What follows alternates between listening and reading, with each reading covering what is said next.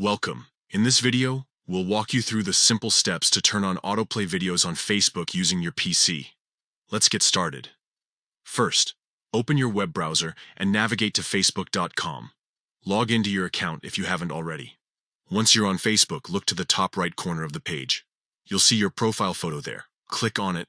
A drop-down menu will appear. From this menu, select Settings and Privacy, and then click on Settings. This will take you to the main settings page where you can manage various aspects of your Facebook account.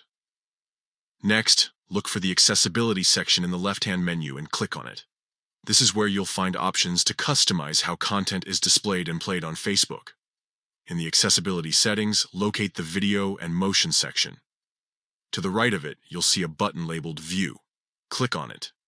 Now, under the Autoplay Videos option, you'll have the ability to choose whether videos should play automatically. Simply select On to enable autoplay for videos in your feed. And that's it. You've successfully turned on autoplay videos on Facebook. From now on, videos will play automatically as you scroll through your feed, making it easier and more seamless to enjoy content. If you found this guide helpful, don't forget to share it with others who might need assistance with their Facebook settings. Thanks for watching.